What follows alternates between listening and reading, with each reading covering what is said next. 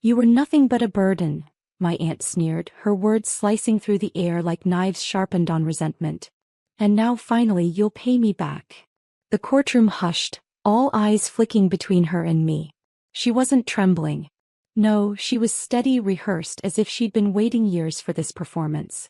And there I was, the orphan she had raised, clutching my hands together so tightly my knuckles burned. Hi everyone. My name is Marissa, I'm 27, and today I learned family can turn grief into a ledger. The judge adjusted his glasses as she slid forward a packet of papers. Her claim. Every page was neatly typed, itemized with chilling precision. Rent, food, clothing, transportation, school supplies. A total of $25,000. My existence reduced to a bill. My chest tightened as I stared at the numbers. Each line wasn't just an expense, it was a memory. The groceries she'd made me carry 3 blocks in the rain. The winter coat 2 sizes too big, because it's cheaper to grow into it. The lunches I ate alone at school, bread stale but counted as meals. Yes, she gave me those things, but not out of kindness, out of obligation and greed. I remembered the way her laughter rang when she pawned my mom's necklace, the last thing I had of her, for quick cash. I remembered nights she locked her bedroom door while I lay awake in silence, wondering if love was something you had to earn. And now she sat here pretending she was my savior. The judge flipped through the stack, his voice even, almost bored. This is unusual. He tapped a page, looked up and asked, "Where is the $260,000 in Social Security survivor benefits you collected on her behalf?" The room cracked open. Gasps filled the gallery. Even the stenographer's hands paused above the keys. My aunt froze, her lips parting, face draining pale. For the first time she looked small. I felt the air shift around me, heat rushing to my face. For years she made me believe I was a debt. In that single question the lie unraveled in front of everyone. The courtroom erupted. Whispers, stares, the sound of her empire collapsing. And deep inside me, beneath the fury and the hurt, one truth rose steady. This wasn't the end. It was the opening act. The sound inside that courtroom was like thunder rolling off the walls. Gasps, murmurs, the shuffle of papers as people leaned in closer. My aunt's polished act slipped in an instant. Her mouth opened, closed, then trembled like a cracked mask barely clinging to her face. I don't know what you mean," she stammered, her voice suddenly thin, stripped of its venom. But the judge didn't blink. He leaned back, calm yet unrelenting, his gavel tapping once against the wood for order. "Mrs. Caldwell, records show survivor benefits were issued every month after the passing of this young woman's mother. Roughly $260,000 in total. Do you deny receiving them?" The gallery rippled again. My breath caught. Hearing it spoken aloud, hearing someone finally acknowledge the truth, felt like chains cracking off my chest. My aunt gripped the edge of the table, her rings clinking against the wood. "That money was for her expenses," she spat, her voice climbing too high, panic woven through every syllable. "I raised her. I kept her alive." Alive. That word burned. I remembered nights of cold dinners where she'd eat steak while I got instant noodles. I remembered cleaning her house after school while she lounged with wine in hand. I remembered her locking away documents in that metal box she thought I never noticed. And now the lie bled out under fluorescent lights, her empire of control trembling. The judge's pen tapped against the paper, steady, measured. "Your claim asks for $25,000, he said slowly, his gaze piercing her. "Yet you collected more than 10 times that amount. Can you account for how those funds were spent?" The silence was suffocating. My aunt's face twisted, part fury, part desperation. Her mouth moved, but no words came. My pulse roared in my ears. For years she told me I owed her my life. And now, with every second she faltered, the truth was no longer my secret to swallow. It was public, undeniable, irreversible. I looked at her, really looked, and for the first time I didn't see power. I saw fear. The crowd leaned in, the weight of every eye crushing her. And in that moment I knew, this was only the beginning of her unraveling. Because sometimes justice doesn't roar. It whispers. And her silence was the loudest sound of all. The judge's voice cut through the murmurs like a blade. "Mrs. Caldwell, the court requires documentation. Where are the records showing how this $260,000 was spent on your niece?" My aunt's face flushed a deep, blotchy red. She shuffled the neatly bound claim she had presented, as though flipping those flimsy sheets might suddenly conjure missing receipts. Her diamond bracelet clinked against the folder, a cruel reminder of what that money had really bought. I sat frozen in my chair, every nerve lit like electricity. For years she'd made me feel small, indebted. But now her empire of manipulation was being dismantled in front of strangers. Judges, attorneys, reporters scribbling furiously at the back. "Your Honor," she began, her voice sharp, brittle, "those funds were absorbed into household costs. Heat, light, the mortgage." The judge lifted his hand. "Then produce proof. Bank statements. Ledgers. Anything to substantiate that claim." The room stilled again. Even the hum of the overhead lights felt louder. My aunt faltered, her mouth opening then shutting, her eyes darting toward me with venom. The kind of look that once froze me as a child. Silent threats that said, "Keep quiet or pay the price." But I didn't shrink this time. I held her gaze steady, letting every memory flood back. The nights I slept in a freezing attic while her son got a new gaming console. The day she sneered at me for asking for a yearbook photo because it was a waste of money. The moment she pocketed a check addressed to me and told me to stop being ungrateful. I leaned forward, my voice trembling but clear. "Your Honor, I never saw a cent of that money. Not for clothes, not for school supplies, not for food. If anything, I was treated like an expense she regretted." Gasps broke out again. The stenographer's keys clacked faster. The judge's eyes shifted from me to my aunt, and for the first time I felt the scale tip. My aunt's hand shook as she clutched her pearls. Her performance cracked wide open. And in that trembling silence I realized something.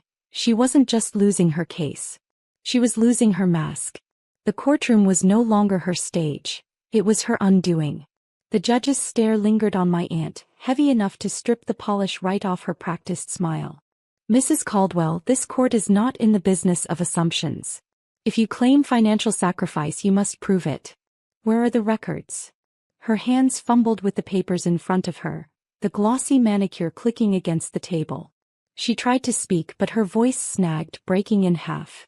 I don't have them here." A murmur spread through the courtroom like wildfire. Reporters shifted forward. My lawyer leaned closer to me, whispering, "She's cornered." I swallowed hard. For years I had carried the weight of her dominance, the way she twisted survival into chains. But now for the first time I saw her unravel in real time, each excuse fraying, each second exposing her. The judge's gavel tapped once. "Convenient." His tone cut sharper than any outburst. "Without documentation, your claim is speculative at best. This court deals with evidence, not memory." My aunt's eyes darted toward me, blazing. That look again, one she'd used countless times behind closed doors. The kind that promised retribution. But here in this room her glare carried no weight. She couldn't silence me anymore. Then came the voice from behind us. "Calm. Steady. Your Honor, if I may?" We all turned. It was Mrs. Dawson, our former neighbor. Her gray hair was tied back, her posture rigid with dignity. She clutched a folder of her own. "I lived next door for 15 years, she continued. "I saw what went on. That girl wore the same shoes for 3 winters. She babysat for my family when she should have been studying. And yet I recall new cars in their driveway. Vacations. Jury. I have photos, time-stamped." The gallery gasped again, louder this time. My aunt froze, her mask cracking, eyes darting between Mrs. Dawson and the judge. I felt a lump rise in my throat, tears threatening to break, but I held them back. "Not yet. Not here." The judge leaned forward, his voice calm, commanding. "Mrs. Dawson, approach." And as the neighbor handed over the folder, I realized something. The truth wasn't just mine to tell anymore. It had witnesses. My aunt's empire wasn't just crumbling. It was collapsing under the weight of every lie she thought would stay buried. The bailiff carried the folder from Mrs. Dawson to the judge's bench. The room hushed so deeply I could hear my own heartbeat. The judge slid on his glasses and opened the file, flipping through each page with deliberate care. His brow furrowed as photographs were revealed, suburban snapshots frozen in time. A glossy picture of my aunt's driveway, a brand new SUV parked proudly beside her husband's truck. Another image, my aunt on a beach chair, umbrella drink in hand, the date stamp blazing across the bottom corner. Receipts tucked in behind, jewelry store invoices, spa packages, weekend getaways. None of it spoke of sacrifice. All of it whispered indulgence. The judge lifted his eyes slowly, his gaze slicing across the room. Mrs. Caldwell, these photographs are dated during the period you claim you struggled to raise your niece.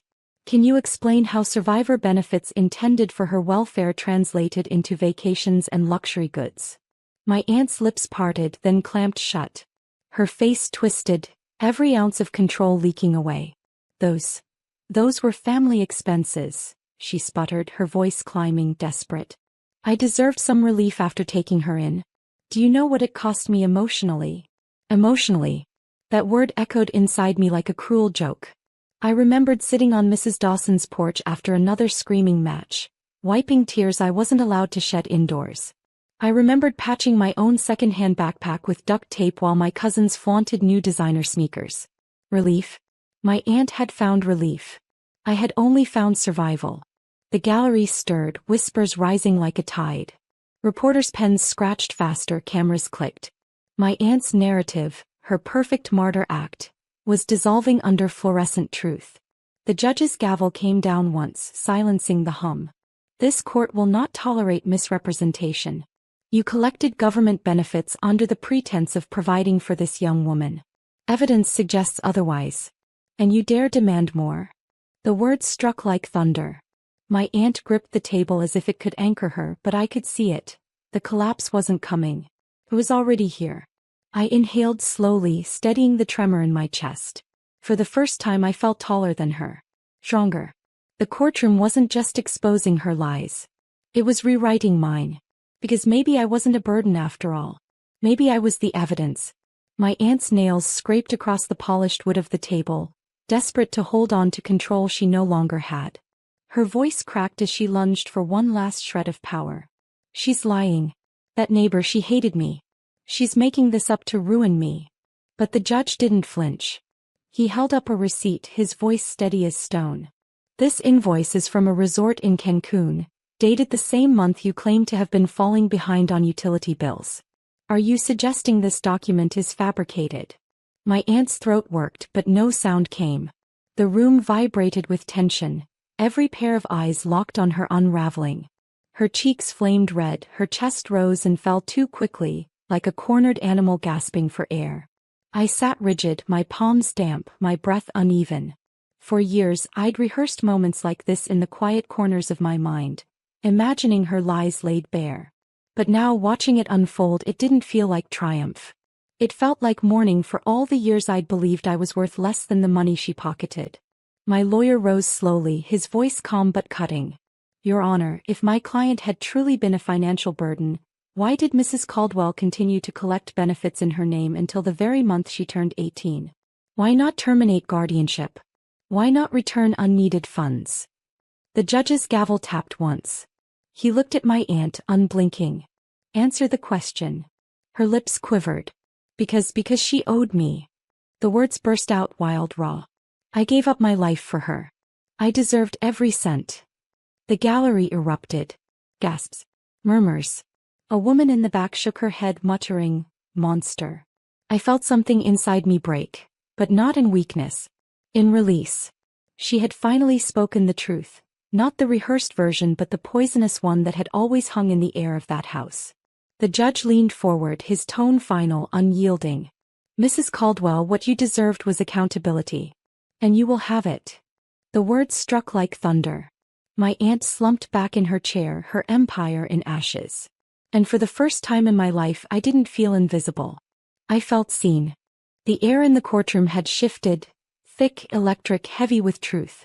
My aunt sat slouched in her chair, her hands trembling as if even her rings had become too heavy to bear.